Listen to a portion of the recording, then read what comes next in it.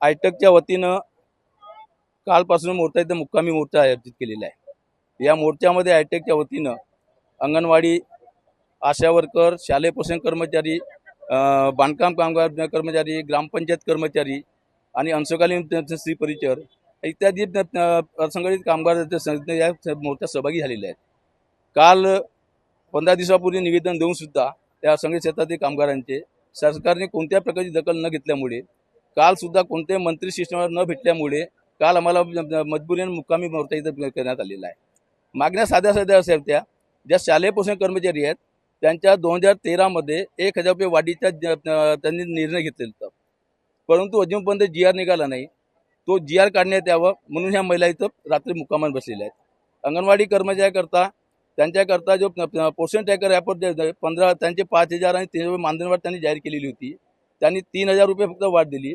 2000 प्रोत्साहन भत्ता देतात, आमच्या म्हणणं सरसकट त्यांना 5000 आणि 3000 रुपये वाढ देण्यात यावी। आशा वर्कर करता ऑनलाईन कामाची त्यांनी तरतूद लावलेली आहे। ऑनलाईन कामाकरता मोबाईल दिलेला नाही, त्यांना साधं रिचार्ज देण्यात येत नाही, त्यामुळे शासनाने मोबाईलचा पुरवठा करण्यात यावा। गटप्रवर्तन त्यांनी देण्यात यावं, तेव्हा ते ऑनलाईन काम करतील। तुम्ही त्यांना मोबाईल देणार नाही, रिचार्ज देणार नाही, तर ते ऑनलाईन काम करणार कुठून? म्हणून त्या ऑनलाईन कामावर बहिष्कार आहे। ह्या सर्व मागण्या घेऊन आम्ही आर्थिक कोणतीच मागणी करत नाही। ज्यांनी जुने फक्त जे त्यांनी निर्णय घेतले त्या निर्णयाची फक्त अंमलबजावणी करा, तर कोणत्या पर्याय नाही। आशा वर्कर जे आहेत, आशा वर्कर आणि गटप्रवर्तक आहेत, त्यांना साधं बाळंतपणाच्या रजा नाही आहेत। म्हणजे त्या दुसऱ्या महिलांच्या त्या डिलिव्हरीचे कामं करतात, त्या ज्या समजा डिलिव्हरी असेल त्यांना डिलिव्हरीच्या साध्या हक्काच्या रजा नाही, त्यांना आजारपणाच्या रजा नाही। ह्या अंगणवाडी असतील, आशा वर्कर असतील, शालेय पोषण असतील, यांना साध्या हक्काच्या आजारपणाच्या रजा मिळाव्या।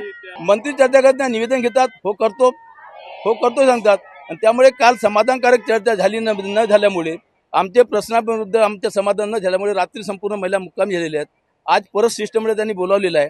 आज शिष्टमंडळ घेण्यात समाधानकारक चर्चा झाली, आज आंदोलन मागे होईल, अन्यथा आजही सुद्धा इथं मुक्कामी आंदोलन होऊ शकतं।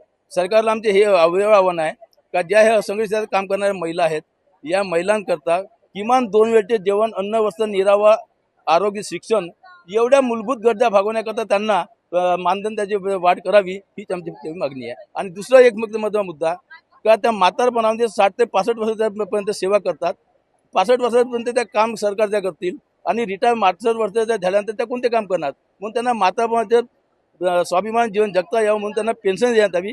ह्या 2 आमच्या महत्त्वाच्या प्रमुख मागण्या आहेत।